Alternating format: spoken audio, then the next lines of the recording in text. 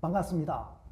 역사에서 지혜를 배우고 그 지혜를 세상 사람들과 나누기를 좋아하는 유석환입니다. 만나 뵙게 되어서 반갑습니다. 오늘은 동아시아 3국 한중일 국제전쟁의 에필로그인 임진왜란의 마지막 정유재란을 주제로 여러분과 함께 지혜를 나누고자 합니다.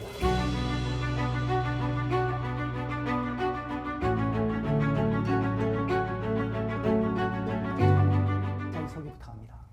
네, 반갑습니다. 네, 저도 류 교수님처럼 역사를 통해서 지혜를 배우고 싶은 마음에 참석하고 있는 김은아입니다. 예, 몰랐던 역사를 이번 기회를 통해서 알고 싶은 최찬일입니다. 반갑습니다. 안녕하세요. 역사를 더 알고 싶어서 이 시간에 참석한 진문숙입니다.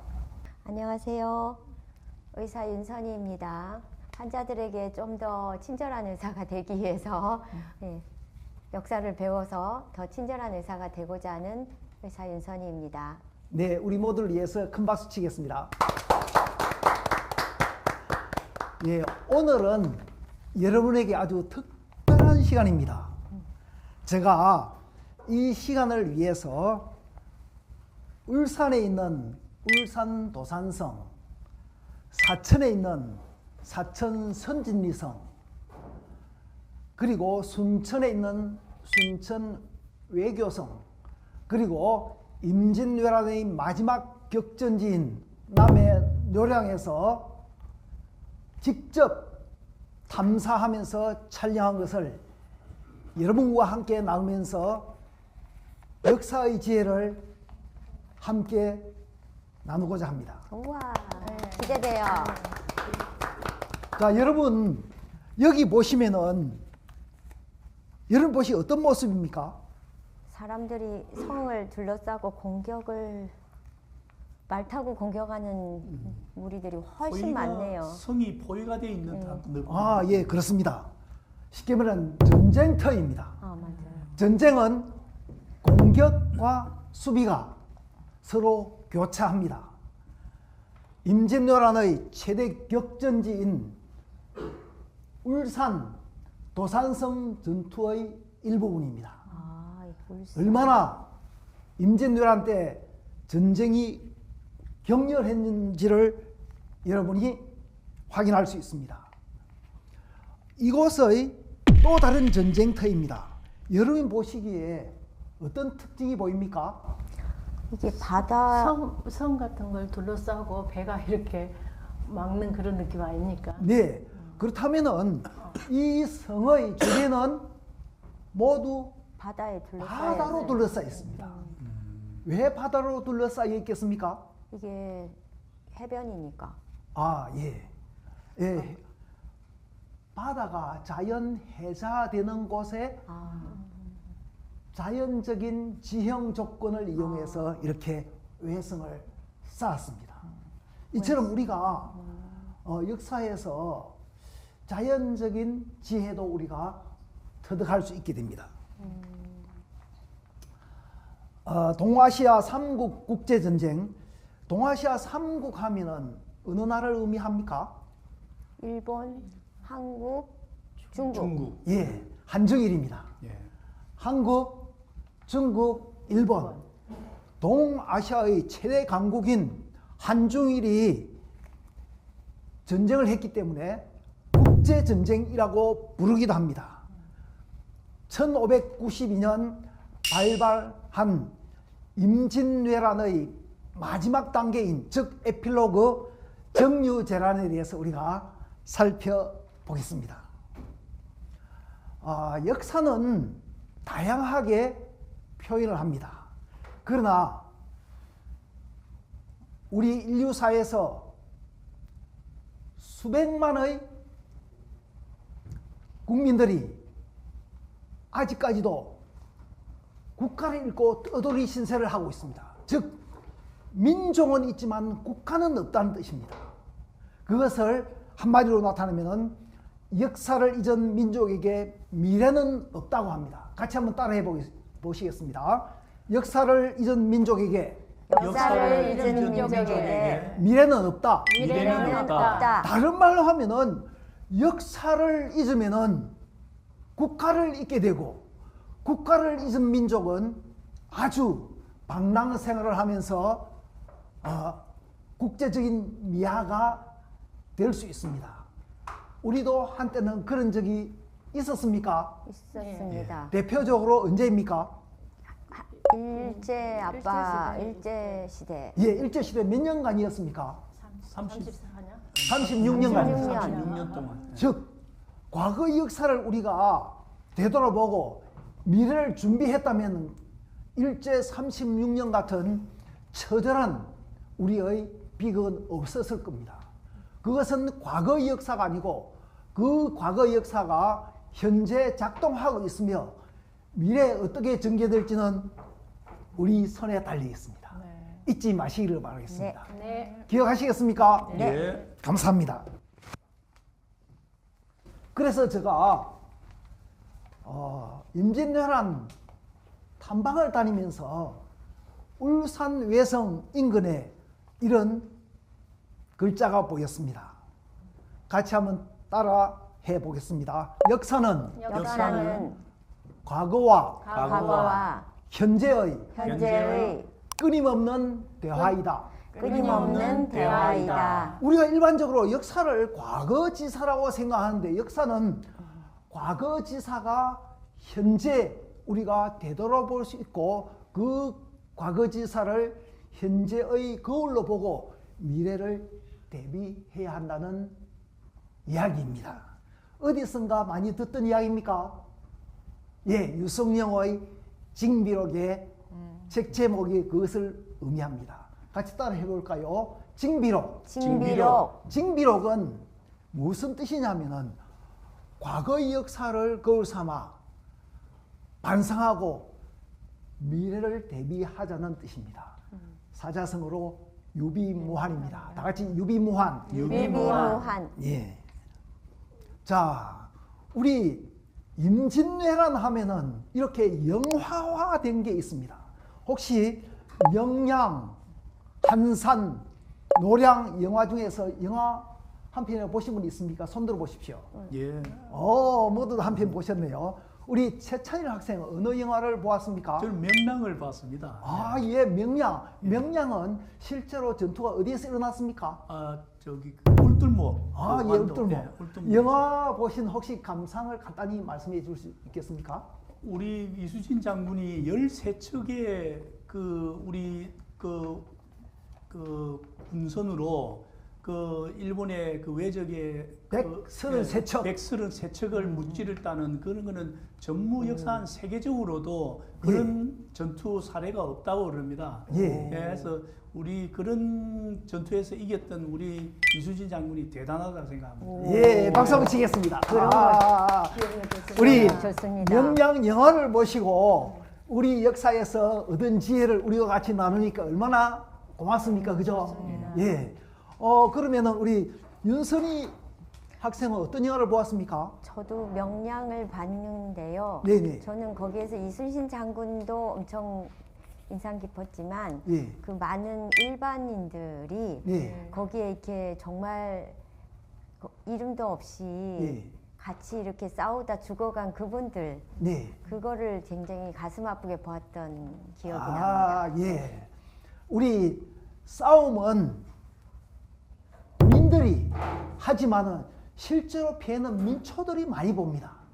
그래서 우리가 전쟁터에 나가는 군인도 참 힘들지만은 그 뒷바라지는 민초들의 고통을 우리가 미리 예방하려면은 유비무환의 정신을 가져야 되겠습니다.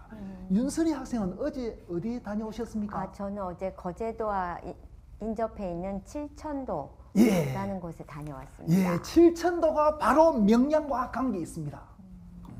어떻게 관계 있느냐? 정유재란의 첫 번째 전투는 칠천량 해전입니다. 우리나라 해군이 칠천량 해전에서 아주 몰살당합니다. 거기에서 남은 배가 12척이었습니다. 그 12척이 어디로 도망을 가느냐? 바로 울돌목 진도까지 도망을 갑니다. 그래서 이순신 장군이 그 12척의 배를 다시 수리하고 추가로 한 척을 더 만들어서 13척으로서 133척을 이긴 아주 전무후무한 세계사적인 해전에 해당합니다.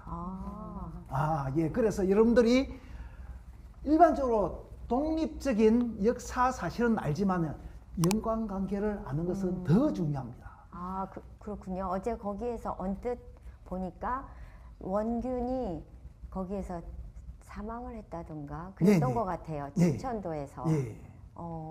역사적인 사실을 조금 더 말씀드리자면 원균이 이순신 장군을 모함해서 이순신 장군은 감옥에 투옥되고 이순신 장군 대신에 원균이 삼도 수군 통제사가 되어서 안타깝게도 무모하게 일본군과 전투를 벌여서 매복한 일본군에 의해서 몰살당합니다.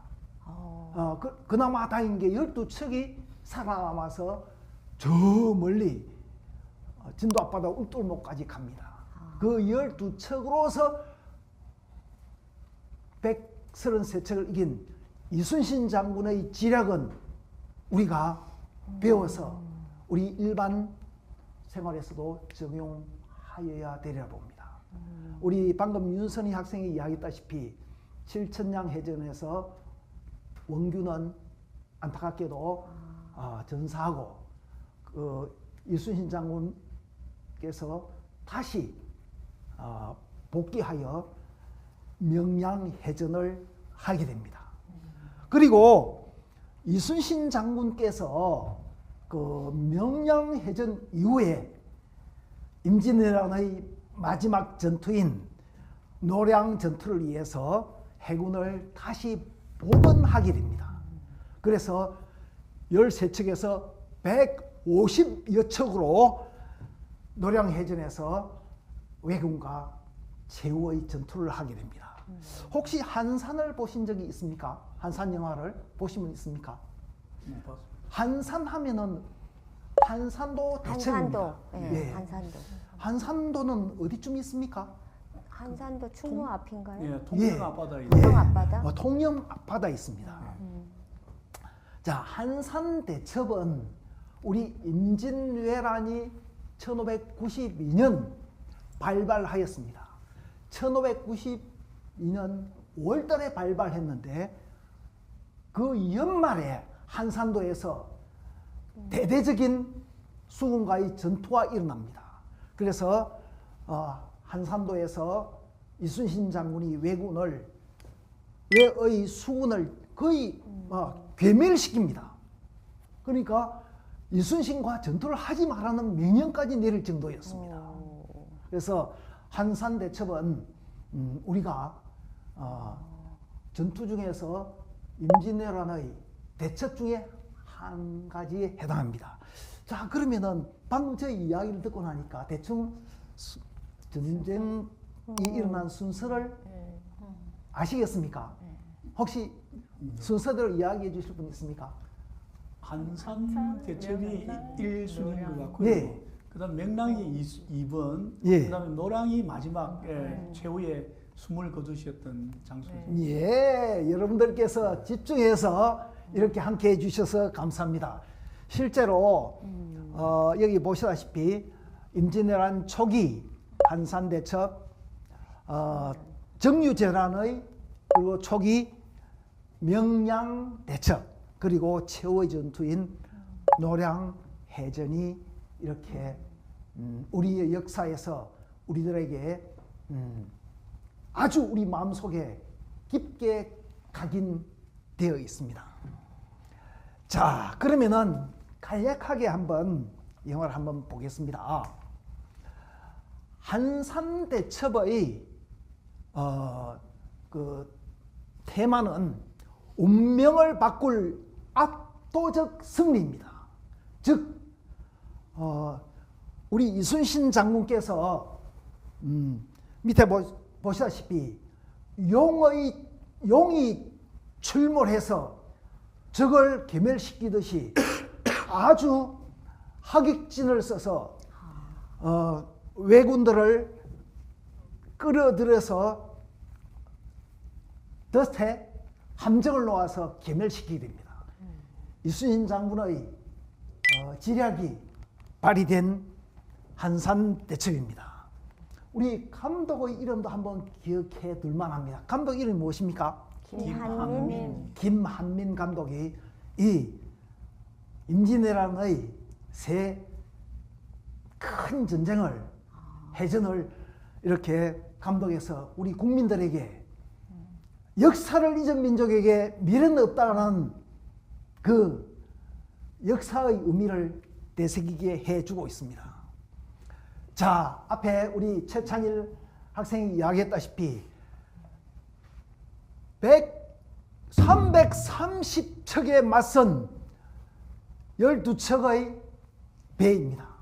이 12척은 아까 어디서 도망갔다 했습니까? 칠천포에서. 칠천량 해전에서. 칠천량 해전에서. 칠천량 해전에서 우리 함선이 괴멸되었는데 다행히도 12척이 살아서 진도 울돌목에 갔습니다. 그 12척의 배로서 실제로는 한 척도 13척이 전투에 참가하게 됩니다. 12척이 330척을 이기려면 어떻게 해야 되겠습니까? 그러니까 저때 큰 바다에서 싸워서 이길 수 있겠습니까? 예, 좁은 함정을, 바다로 이렇게 유인해서. 유인해서 게다가 물살이 아주 셉니다. 밀물과 썰물의 그 흐름을 알고 12척의 배로서 330척을 괴멸시키게 됩니다. 그래서 왜군이 명량 해전 이후에는 이순신 이름만 들어도 벌벌 떨었다고 합니다. 예, 역사를 바꾼 위대한 전쟁이 시작된다라는 테마를 갖고 있습니다. 자, 그러면은 부산포를 처음 침략한 왜군이 왜 저 멀리 전라도 서해안의 입구인 진도까지 쳐들어갔을까요? 특별한 이유가 있을까요? 식량 같은 거? 그게 곡창지대라서? 네. 예, 수송하기 우리 위해서 윤선이 학생이 그랬을까요? 아주 지혜가 많습니다. 우리나라의 곡창지대는 호남 평야입니다. 호남 평야를 지배해야 그 군수품이 조달이 됩니다. 실제로 왜군이 임진왜란을 패전한 이유는 곡창지대인 호남 평야를 지배하지 못했기 때문에 마지막 전투에서 결국은 퇴각하고 맙니다. 자, 그러면 마지막 전투인 노량해전은 주제가 전쟁을 끝낼 최후의 전투입니다. 여기에 최후의 전투라는 말 속에는 어떤 표현이 숨어 있을까요? 이제 종전이 되는데. 예, 임진왜란의 종전은 노량해전 맞습니다. 그런데 최후라는 말 속에는 또 다른 의미가 숨어 이순신 있습니다. 장군이 사망. 예. 이순신 장군이 전사하게 됩니다. 예. 이순신 장군께서 단 한 명도 살려보내지 마라. 왜? 훗날 또 쳐들어온다. 그래서 앞서서 전쟁을 독려하다가 총탄을 맞고 전사하게 됩니다. 더 자세한 것은 차츰차츰 살펴보겠습니다. 그래서 노량해전에는 죽음의 바다라는 또 다른 표현이 나오기도 합니다. 자, 그러면은 이제 조금 눈을 크게 뜨고 같이 보시겠습니다.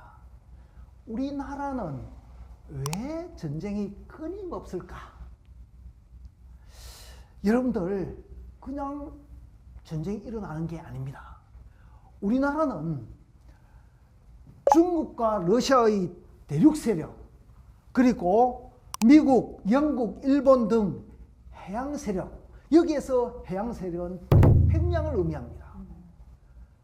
전 세계 무역이 오가려면 태평양을 오갈 수밖에 없습니다. 즉 대륙 세력인 중국과 러시아, 해양 세력인 미국, 영국, 일본 등과 연결하는 그 다리 역할을 우리나라가 하고 있습니다. 대륙 세력이 우리나라를 지배하면은 태평양으로 나가기 쉽습니다. 반면에 미국, 영국, 일본 등이 우리나라를 지배하면은 대륙으로 진출하기 쉽습니다. 그러니 우리나라를 대륙 세력도 탐내고 해양 세력도 탐냅니다. 중국이나 러시아가 우리나라를 두고 청일전쟁, 러일전쟁을 한 역사가 있습니다. 청일전쟁, 청나라와 일본, 러일전쟁, 러시아와 일본이 싸웠는데 실제로는 어느 나라를 지배하려고 싸웠다고요? 우리나라. 예, 여러분들 지난번에 저 가덕도에 가보셨죠? 네. 포진지. 네. 그 포진지는 청일전쟁, 러일전쟁 중에 어느 전쟁을 하기 위한 포진지였습니까? 러일 전쟁. 예, 러일전쟁이었습니다. 아, 여러분들께서 이제 역사에 대한 안목이 좀 생기는 것 같습니다. 예. 이거는 과거 역사입니까? 미래도 일어날 수 있습니까? 미래에 일어날 수 예, 있죠. 미래도 충분히 일어날 수 있는 겁니다. 그래서 우리가 마음 단단히 먹고 유비무환의 자세로 우리 국가를 지켜나가야 되겠습니다. 자, 보시다시피 우리나라는 여기에 있는 태평양 위쪽에 있는 대륙 세력의 다리 역할을 한다는 겁니다. 예, 이제 이해가 됐습니까? 네. 예, 예, 혹시 말씀 듣고 우리나라 지도 보니까 너무 가려는 예, 그렇습니까? 예. 그래서 우리가 우리 국민이 5천만 명이면은 우리나라 충분히 지킬 수 있습니다. 그래서 우리가 전쟁은 어떻게 보면 총칼만 들고 하는 게 아닙니다. 싸우면 이룰 수 있다. 우리 국토는 우리가 지킨다는 정신 자세가 더 중요합니다. 자, 보시다시피 대륙 세력과 해양 세력, 즉 태평양 세력을 아주 일목요연하게 여러분이 볼 수 있을 겁니다. 국가 간의 경계선을 뭐라고 합니까? 국경선. 국경선이랍니다. 국경선 다른 말로 주권이 영향권 안에 있대서 주권선이라고 하기도 합니다. 지난번에 이익선이라는 말을 들어본 적 있습니까? 네. 여러분이 보기에 중국, 러시아 대륙 세력이 태평양으로 나아가려면은 어느 나라를 거쳐야 합니까? 대한민국. 대한민국. 그래서 러시아와 중국의 이익선은 어디다? 대한민국. 오, 박수, 다 같이 박수 한번 치겠습니다. 야, 여러분 이제 국제적인 안목을 갖게 됐습니다. 그 다음, 태평양 세력인 미국, 영국, 일본 등이 대륙으로 나가려면 어느 나라를 또 지나가야 합니까? 대한민국. 그러면 해양 세력의 이선은 어느 나라입니까? 대한민국. 이제 여러분들 우리나라가 전쟁이 왜 많이 일어나는지 알겠습니까? 네. 그러면 임진왜란은 해양 세력이 우리나라를 거쳐서 어느 나라로 가려고 했습니까? 중국과 러시아로. 중국을 가려고 했는데 그 당시에 중국 이름은 명나라였습니다. 예. 그러니 명나라에서 안 돼 하고 우리나라에 와서 조명연합군이 연합해서 일본군을 격퇴하게 됩니다. 그래서 중국 그 당시에 명나라가 우리나라를 도와주러 왔다는 이야기를 합니다만 실제로는 자기들의 이익선을 지키기 위해서 온 겁니다. 이제 이익선의 의미를 알았습니까? 네. 반면에 6.25 한국전쟁은 대륙 세력이 우리나라를 지배하기 위해서 내려왔습니다. 다른 말로 하면은 대륙 세력의 이익선을 확보하기 위해서 6.25 한국전쟁이 일어났던 겁니다. 단순하게 남북전쟁인 것만은 아니라는 겁니다. 알겠습니까? 네. 그런데 여러분이 어떻게 보기에 현재 대륙 세력 러시아와의 중국 두 강대국의 국가의 특징이 뭡니까? 공산당?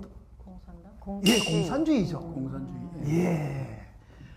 그다음 이 해양 세력인 미국, 영국, 일본 등은 공산주의입니까? 민주주의. 민주주의죠. 또 다른 관점에서 보면 즉 대륙 세력인 공산주의와 해양 세력인 민주주의와의 갈등이고 전쟁이라는 겁니다. 이해하시겠습니까? 네. 오늘 여러분이 이것만 이해해도 큰 수확을 얻는 겁니다. 예. 자, 우리 김은하 학생 한번 읽어볼까요? 네. 평화는 그걸 할 수 있는 것이 아니라 전쟁에서 이길 수 있는 전투력을 갖추어야 확보할 수 있다. 다른 말로 하면은 평화협정은 휴지에 불과합니다. 우리 전쟁하지 말자. 문서는 휴지에 불과합니다.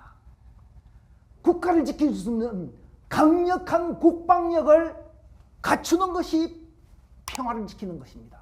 알겠습니까? 예. 우리가 평화 말을 함부로 하면 안 됩니다. 잘못하면 평화가 나쁜 것은 아니죠. 그러니까 평화가 좋다. 는 것에 만족하면 안 된다는 겁니다. 평화를 지키기 위해서 무엇을 해야 한다고 합니까? 전투력. 예, 강한 전투력을 확보해야 합니다. 따라 해보겠습니다. 평화는 강력한 국방력으로 국방력으로 지킬 수 있다. 지킬 수 지킬 수 있다. 있다. 이제 평화와 국방력의 차이를 상호관계를 아시겠습니까? 네. 자, 그렇다면은 혹시 여기까지 들은 중에 진문수 학생 혹시 궁금한 점이 있습니까? 네, 있습니다. 네. 전쟁에서 승리하기 위해서 선전법에서 가장 중요한 것은 무엇일까요? 되게 전쟁에서 승리하기 위해서는 예, 손자병법이라. 우리 최찬일 학생은 손자병법에서 생각나는 게 있습니까? 혹시 방금 질문에 대한 대답에 가깝게. 예. 지피지기면 백전백태라. 백전불태. 백전불태라. 아, 미안합니다. 김문하 학생 혹시 지피지기면 백전백승이라는 말 들어본 적 있습니까? 네. 예. 지피지기면 백전백승은 무슨 말입니까? 나를 알고 상대방을 알아야 100번 싸우면 100번 이길 수 있다. 100번 하면 100번 이길 수 있다. 우리나라 사람들은 대부분 지피지기면 백전백승, 즉 나를 알고 상대방을 알고 나를 알면은 100번 싸워서 100번 이길 수 있다라는 것을 손자병법이라고 생각하는데 이것은 잘못 알고 있는 겁니다. 실제로는 지피지기면 백전불태입니다. 여러분 100번 싸워서 100번 이길 수 있는 전쟁은 현실적으로 가능할까요? 불가능할. 그렇죠. 그래서 우리나라 사람들이 손자병법을 실제는 왜곡해서 알고 있는 겁니다. 예. 그래서 저걸 알고 나를 알면은 100번 싸워서 위태롭지 않다는 겁니다. 위태롭지 않다는 말은 우리가 전쟁에서 지고 있을 때에도 예. 위태롭진 않다. 승패를 떠나서 우리가 안전을 확보할 수 있다는 그런 뜻입니다. 예. 그래서 여러분들 우리가 대충 아는 것이 아니고 확실하게 아는 것이 역사의 지혜입니다. 자, 이제 본론에 들어갑니다. 한중일 삼국, 즉 한중일 국제전쟁인 임진왜란은 7년 전쟁이라고도 합니다. 7년간 전쟁을 하였는데 3단계로 구분될 수 있습니다. 초기는 약 1년간입니다. 근데 강화교섭 하면은 현대어로 옮기면 뭐라고 표현할 수 있을까요? 휴전 정도? 휴전. 또는 외교전쟁. 예. 휴전. 휴전은 외교전쟁입니다. 단순하게 전쟁을 치는 것이 아니고 외교적으로 전쟁을 하고 있는 겁니다. 현재 우리나라는 어떤 상태입니까? 휴전 상태. 휴전 상태입니다. 그럼 휴전 상태가 전쟁을 치는 게 아니고 제가 뭐라고 했습니까? 외교적으로 전쟁을 하고 있다. 예, 외교적으로 전쟁에서 이기면은 이긴 자가 승자가 되는 겁니다. 그리고 실제로 전쟁은 외교 전쟁에서 이기면은 자연 이겨지는 겁니다. 자, 그리고 강화 교섭이 4년간 4년 2개월이나 걸렸어요. 7년 중에 반 이상의 강화 교섭을 했습니다. 예. 성공했을까요? 실패했을까요? 실패했어. 실패하니까 또 전쟁이다. 그게 무엇입니까? 정유재란. 정유재란입니다. 재란은 다시 전쟁이다 이런 뜻입니다. 정유연의 다시 전쟁이다 하면서 정유재란입니다. 그래서 정유재란은 임진왜란의 한 부분입니다. 3단계 중의 마지막 단계, 즉 에필로그입니다. 그래서 결말인 에필로그를 오늘 여러분과 함께 하게 됩니다. 자, 그러면은 그 임진왜란 초기에는 여러분이 지난번에 함께 살펴봤습니다만은 동래읍성, 상주전투, 당금대 전투, 한양함락, 개성함락, 평양성 전투까지 거의 물밀듯이 진격해 갑니다. 그렇다면은 우리 좀 궁금한 게 없습니까? 우리 혹시 방금 이야기를 듣고 보니까 궁금한 게 혹시 없으세요? 예, 제가 궁금한 게 있습니다. 네. 저 동래읍성에서부터 처음 전쟁부터 한양까지 그 함락할 때 거의 20일이 걸렸는데 예, 예. 조선군하고 일본군하고 무슨 우리도 그때 그 나름대로의 조선에 그 군대가 있었고 훈련이 된 군대가 있었거든요. 네. 근데 어떤 차이가 있기에 이렇게 아무런 그 전투도 무방비 상태로 저렇게 갈 수 있는지 어떤 차이가 있습니까? 궁금합니까? 예. 여러분들도 궁금합니까? 네. 예. 알아야 면장을 한다고 합니다. 과거 역사를 알아야 우리가 미래를 대비할 수 있겠죠. 우리 최찬인 학생 정말 좋은 질문을 해 주셨습니다. 자, 그러면 같이 한번 보겠습니다. 그러면은 많은 요소가 있겠지만은 혹시 여러분들 떠오르는 그 이유가 있을까요? 그러니까 육전이잖아요. 예. 거기에서는 우리나라가 군인이 거의 없었죠. 없었던 것 같아요. 네.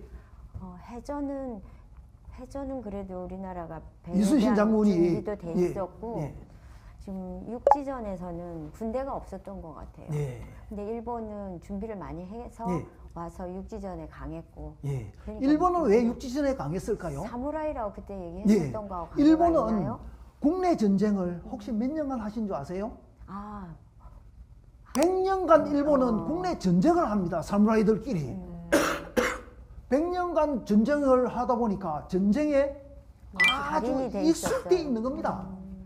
100년간 전쟁하고 나서 통일을 토요토미 히데요시가 하고 나니까 이 전쟁 군인들이 할 일이 없으니까 자, 그러면 좋다. 저 건너 있는 조선 가서 너가 밟는 땅 너가 다 해라 합니다. 그래서 이렇게 지역을 나누어서 공격하도록 해줍니다. 자, 그 당시에는 실제로 어떤 일이 있었는지 같이 보겠습니다. 자, 여러분들 이 두 가지 무기가 보이는데 위에 있는 무기는 뭘까요? 조총이고 밑에 있는 무기는요? 칼입니다. 예. 사실은 임진왜란 초기에는 조총과 칼에서 이 승패가 났습니다. 조총은 신무기입니다. 칼은 어떻게 보면은 조총에 보면 구식무기입니다. 칼을 상대방을 해하려면은 가까이 가야죠. 가까이 가야 되죠. 총은 멀리서. 멀리서 쏘죠. 일본은 포르투갈로부터 이 조총을 수입해서 개량하고 복제해서 우리나라 20만의 왜군이 쳐들어왔는데 조총수는 5만 정도였다고 합니다. 오마. 그 당시에 우리나라 조정에서는 우리나라 활이 조총보다 훨씬 위력이 좋다. 조총 따위는 걱정하지 말아야 했습니다. 조총은 쏘고 나서 또 심지어 불을 붙여야 되죠. 네. 시간이 걸린다 했습니다. 아이고. 그런데 일본은 그것을 벌써 극복했습니다. 오열로 서서 일렬 싸우고 나면은 일렬 싸는 사이에 뒤에서 이미 불을 붙여 있었던 겁니다. 일렬 싸고 뒤로 물러가면은 바로 싸고 또 바로 싸고 일렬 싸고 나면 제일 뒤에 가서 또 심지어 불을 붙이는 사이에 연발 사이 하듯이 된 겁니다. 아이고. 머리를 썼네. 그래서 우리가 국방력이라는 것은 전략이 아주 중요합니다. 무기도 중요하지만 전략이 중요하다는 겁니다. 그래서 이순신 장군은 심지어 조정에서는 왜는 섬나라이니 해군이 더 강력하다. 그래서 바다 있는 배에 구멍을 내고 깔아앉히고 육지에 와서 육군과 같이 싸우려 했습니다. 그런데 이순신 장군께서는 바다를 못 지키는데 어떻게 육지를 지키겠느냐? 이순신 장군은 이미 알고 있었던 겁니다. 외국들이 자주 우리나라에 출몰 하니 바다에서 왜군 정도는 격퇴할 수 있다고 믿었던 것입니다. 그래서 실제로 조총이 한 150여 미터 나갑니다. 150. 그러면은 칼을 빼기도 전에 총이 총이었어요. 날아오는 겁니다. 그래 놀래겠죠. 그러면은 기병들은 말을 타고 가다가 맞아 총에 죽어요. 맞기도 전에 소리에 놀라서 말이 날뛰다 보니까 기병들도 제대로 힘을 쓰지 못했습니다. 대표적으로 탄검대 전투에서 바로 조총 소리에 말들이 놀래서 기병수들이 힘을 쓰지 못했던 겁니다. 게다가 우리나라의 활은 상당히 위력 있는 것만은 사실입니다. 그러나 조총에 비하면은 이 상대방을 가격시키는 데서는 비교가 되지 않았습니다. 그래서 우리나라의 무기 체계에서 상대적으로 신식 무기에 당할 수 없었습니다. 지금도 마찬가지일까요? 그렇죠. 그래서 예. 계속 신무기도 사야 되고 우리 예. 국방비의 상당 부분이 예. 그런데 들어가. 그래서 우리가 좀 힘들더라도 평화를 지키기 위해서 국방력을 갖춰야 되고 국방력을 갖추기 위해서는 우리가 좀 인내를 해야 되겠죠. 혹시 김문 학생 궁금한 점 있습니까? 그리고 이웃 나라에서 그렇게 조총을 그렇게 능숙하게 다룰 수 있는 동안에 네. 조선은 거의 조총에 대해서 무지했잖아요. 네. 그렇게 된 게 그때 당시 혹시 그 문호를 빨리 개방 안 해서 예, 아주 좋은 질문을 하셨습니다. 야, 굉장합니다. 박수 한번 치겠습니다. 그럼 그때 예. 당시 혹시 대원군이 그때 겹칩니까? 그렇지 않습니다. 아닙니까? 예, 우선 말씀드리겠습니다. 그 당시에 임진왜란 전후에서 마찬가지로 한국, 중국, 일본 다 세국 정책을 썼습니다. 그런데 유독 일본은 세국 정책을 쓰면서 국가 간에는 문호를 열어놨습니다. 개인은 이 문호를 닫아놨지만 국가에서는 필요한 것을 교류를 하였습니다. 그러다 보니까 그 조총을 수입할 수 있는 통로가 열려 있었던 겁니다. 방금 질문 중에 또 다른 생각할 볼 점이 있습니다. 그 당시에 한중일은 자연적으로 무역이 활성화되어 있었습니다.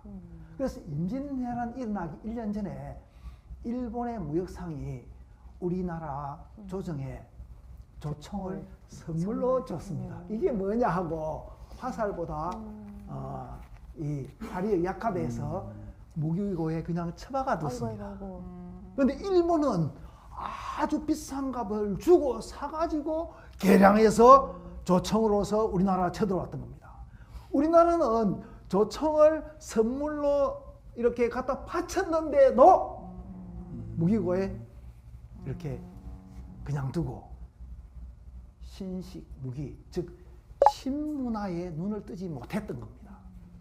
우리가 신문화에 눈을 뜨려면 우리나라 국내 정세도 중요하지만 국제 정세에 대한 안목을 가져야 할 필요가 있습니다. 동의하십니까? 네. 예. 우리 김은 학생 좋은 질문 해주셔서 감사합니다. 예. 자, 우리나라는 활과 칼뿐만 아니고 이처럼 긴 죽창 등이 있었지만은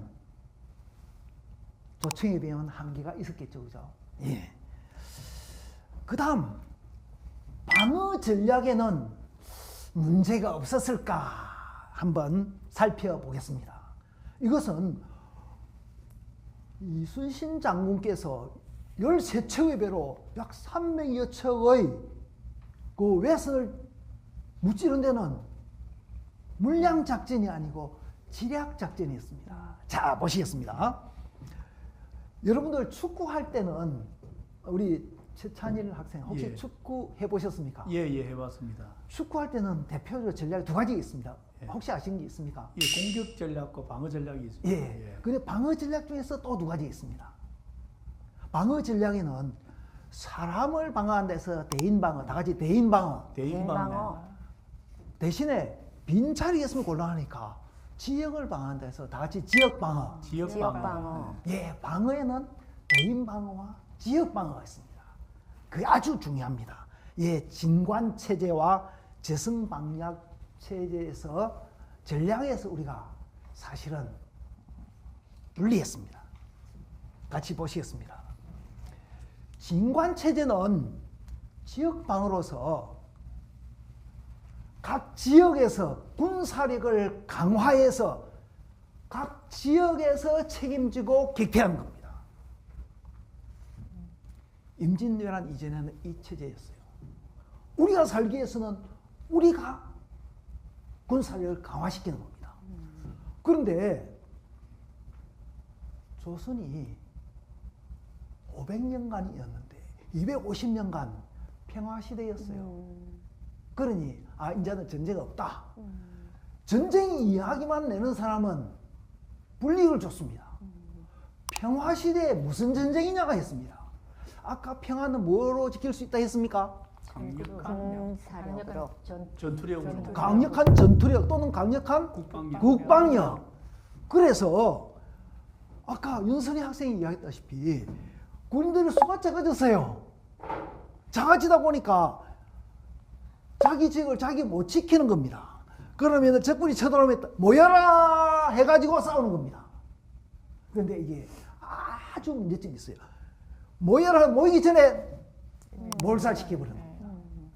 그래서 쏜살같이 한양까지 평양까지 갔던 겁니다. 무기체계는 뭐 차이였다고 했습니까? 조총과 화살 차이. 그 다음에 전략체계는 지역방어냐 대인방어냐 차이였습니다. 대인방어. 지역방어는 부산 지역은 너가 책임지고 너가 지켜라. 울산은 너가 책임져 지켜라. 순천 너가 지켜라 하면은 자기 지역을 지키기 위해서는 군사력을 강화하겠죠. 네. 반면에 전쟁 나면 다른 지역에 와서 도와주겠지 하는데 도와주러 오는 사이에 벌써 몰살 당하는 겁니다. 그래서 전략 체계가 잘못된 겁니다. 그래서 임진왜란 끝나고 나서는 지역 방어 체제로 다시 돌아갑니다. 다른 말로 하면 지역 방어 체제를 하려면 군인 수가 많아져야 된다. 그래서 평화는 말로 지키는 게 아닙니다. 누가 그러면 이 총 지휘를 할지 예. 그게 궁금합니다. 조맹연합군일 때는 명나라가 전작권을 가질까요? 조성군이 전작권을 가질까요? 강화 교섭을 제안했는데